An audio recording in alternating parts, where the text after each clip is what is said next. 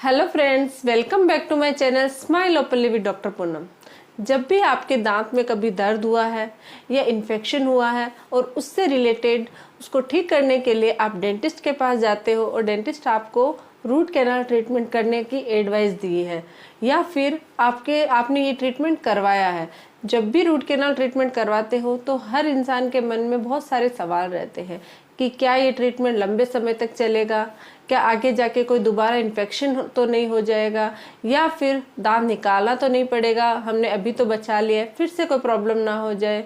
और क्योंकि ये एक सर्जिकल प्रोसेस होता है और ये पेनफुल, मतलब जब ट्रीटमेंट करते हैं तो थोड़ा बहुत पेन भी होता है, तो इस वजह से क्या होता है रूट कैनाल कराते वक्त या कराने के बाद हमेशा ये क्वेरी या कंसर्न रहता है कि ये आगे जाके कोई प्रॉब्लम क्रिएट ना हो इस ट्रीटमेंट के बाद। तो मेरा आज का वीडियो इसी टॉपिक पे है कि ऐसी क्या चीज़ें करें या किन चीज़ों का ध्यान रखें कि ये जो ट्रीटमेंट है ये लंबे समय तक चले, आपके दोबारा इन्फेक्शन ना हो और आपको कोई भी प्रॉब्लम का सामना न करना पड़े। तो वीडियो को अंत तक जरूर देखिएगा। तो अगर अभी तक आप लोगों ने मेरा चैनल सब्सक्राइब नहीं किया है तो प्लीज़ सब्सक्राइब कर दीजिएगा, साथ ही बेल आइकन को प्रेस करना बिल्कुल ना भूलिएगा ताकि आपको मेरे न्यू वीडियोस की नोटिफिकेशंस मिलते रहें। अब शुरू करते हैं आज का टॉपिक। रूट कैनाल ट्रीटमेंट के बाद किन चीज़ों का ध्यान रखना चाहिए ताकि आपका ये ट्रीटमेंट है वो लंबे समय तक चले, उसमें कोई भी वापस प्रॉब्लम ना हो। तो सबसे पहले ये जानते हैं कि ये रूट कैनाल ट्रीटमेंट करवाने की ज़रूरत क्यों पड़ती है। तो अगर आपका दांत टूटा हुआ है, ब्रेक है या दांत में बहुत तेज दर्द हो गया, आपका जो दांत का इन्फेक्शन है वो डीप यानी कि जो दांत की जो पल्प होती है, थर्ड जो लेयर होती है दांत की, वहां तक पहुंच गया है। आप जैसे फोटो में देखिए, सबसे पहले तो इसको ध्यान से समझिए कि हमारा जो दांत होती है उसकी 3 लेयर होती है। फर्स्ट इनेमल, सेकेंड डेंटिन और थर्ड होती है पल्प। फर्स्ट जो इनेमल और डेंटिन तक जब इन्फेक्शन होता है यानी कैविटी होती है तो उस कंडीशन में फिलिंग कर दिया जाता है, जिसकी वजह से दर्द है वो वहीं स्टॉप हो जाता है, दर्द रुक जाएगा। लेकिन अगर आपके ये जो कैविटी है वो डीप हो गई और पल्प तक पहुंच गई तो ऐसी कंडीशन में फिलिंग करने से भी कोई फायदा नहीं होता है, दर्द है वो तेज हो जाता है। तो इसी सिचुएशन में ये जो दांत की जो जड़ें होती है, इस पल्प को, इन्फेक्टेड जो पल्प है उसको छोटी छोटी फाइलों की मदद से जो रूट कैनाल का जो ट्रीटमेंट होता है उसमें क्या होता है, छोटी छोटी फाइल्स होती है, उनकी मदद से ये इन्फेक्शन पूरा निकाल दिया जाता है। तो अगर आपके कैविटी डीप है तब आपके रूट कैनाल करने की आपको जरूरत पड़ सकती है। साथ ही अगर आपके दांतों में बहुत ज़्यादा सेंसिटिविटी है, सेंसिटिव टीथ को क्या होता है कि अगर आपके दांत घिस गए हैं तो उसी सिचुएशन में दांत पे केप लगाने का सजेशन दिया जाता है। लेकिन जब केप लगाते हैं तो दांत को थोड़ा और छोटा करना पड़ता है और इस सिचुएशन में दर्द होने के चांसेस ज़्यादा होते हैं। तो रूट कैनाल ट्रीटमेंट करके फिर केप लगाई जाती है। इसके अलावा क्या होता है कि अगर आपका किसी एक्सीडेंट या किसी रीजन की वजह से दांत वो ब्रेक हो गया है तो भी आपको डेंटिस्ट है वो रूट कैनाल ट्रीटमेंट करके ही आपके दांत को बचाया जाता है। तो ये कुछ कंडीशंस होती है जिसमें रूट कैनाल ट्रीटमेंट किया जाता है। तो अब ये जानते हैं कि अगर आपको ज़रूरत पड़ी रूट कैनाल की या आपने करवाया है, अब मान लो आपने ट्रीटमेंट करवा लिया है, आपकी प्रॉब्लम थी वो सॉल्व हो गई है, आपका दर्द है वो ठीक हो गया, लेकिन बहुत बार आपने सुना होगा या आपने खुद ने अपने महसूस किया होगा कि रूट कैनाल के बाद भी री इन्फेक्शन हो जाता है, फिर से दर्द हो सकता है, दांत ब्रेक हो सकता है, दांत में बहुत सारी प्रॉब्लमें शुरू हो सकती हैं। तो इसके लिए किन चीज़ों का ध्यान रखें कि ये प्रॉब्लम में आगे जाके ना हो। तो एक तो ये है कि रूट कैनाल ट्रीटमेंट जिस टाइम आपका चल रहा है, यानी कि इसमें 3 या 4 विजिट होती है, तो उस दरमियान आपको जिस दांत में ये रूट कैनाल ट्रीटमेंट है उस दांत पे किसी भी चीज़ का फोर्स नहीं लगाना है। मेस्टिकेटरी फोर्स हो या कोई भी चीज़ है वो बाइट नहीं करनी, क्योंकि उस टाइम वो आपका ट्रीटमेंट बेसिकली चल ही रहा है तो उसमें वापस इन्फेक्शन हो सकता है। तो ये तो है कि करते वक्त किस चीज़ का ध्यान रखना है।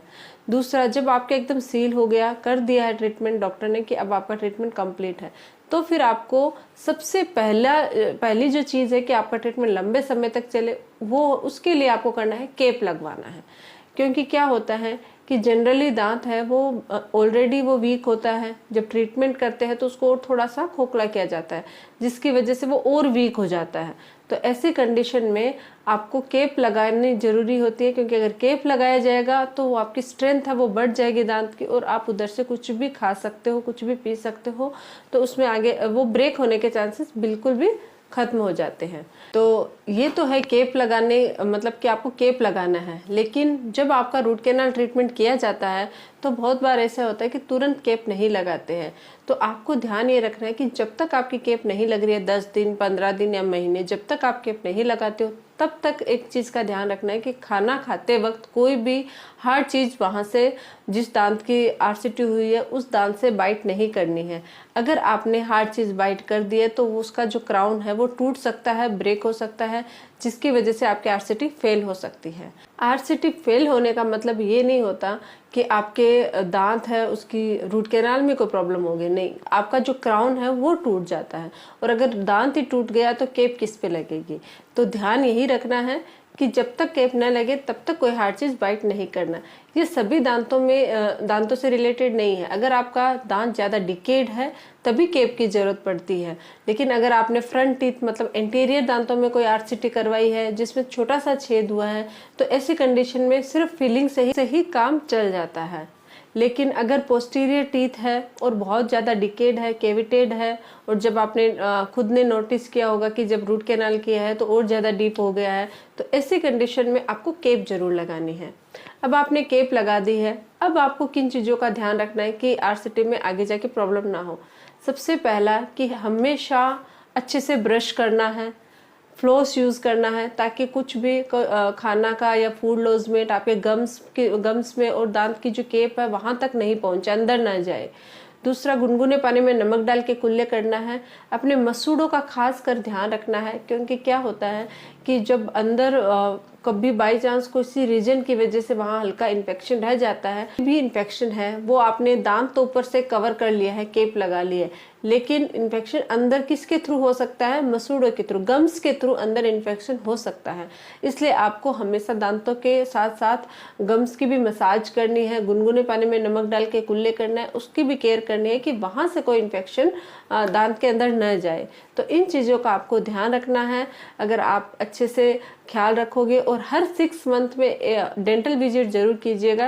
अगर आपको हल्का कुछ भी दर्द या स्वेलिंग, कोई भी पस ऐसा लग रहा है कि गम्स में कुछ भी प्रॉब्लम दिख रही है, तो कोई भी कारण हो आप एक बार डेंटिस्ट को छोटी सी प्रॉब्लम में ही डॉक्टर को दिखा दीजिए। क्योंकि क्या होता है कि कभी कभी इन्फेक्शन अंदर से बनने लग जाता है और वो दर्द बाद में करता है। लेकिन अगर आप समय रहते ही डेंटिस्ट को चेक करवा लोगे तो उसको वहीं स्टॉप कर दिया जाएगा, आपको रूट कैनाल दोबारा करने की जरूरत नहीं पड़ेगी। एंटीबायोटिक्स या कुछ मेडिसिन ऐसी आती हैं जिनकी मदद से उसको वहीं रोक दिया जाएगा। तो आपको हर 6 मंथ्स में डेंटिस्ट को जरूर दिखाना है अगर आपने रूट कैनाल ट्रीटमेंट करवाया है तो। मे बी डॉक्टर एक्सरे लेके आपका चेक करे दांत कि सब सही है या नहीं है। तो इन चीज़ों का आपको ध्यान रखना है। अगर आप कुछ चीज़ों का ध्यान रखते हो तो आपकी जो रूट कैनाल ट्रीटमेंट है वो लंबे समय तक चलता है, हो सकता है लाइफ टाइम चले, कोई प्रॉब्लम ना हो। तो अगर आप लोगों को मेरा ये वीडियो अच्छा लगे तो प्लीज़ चैनल को लाइक कीजिए, शेयर कीजिए, सब्सक्राइब कीजिएगा। Thank you.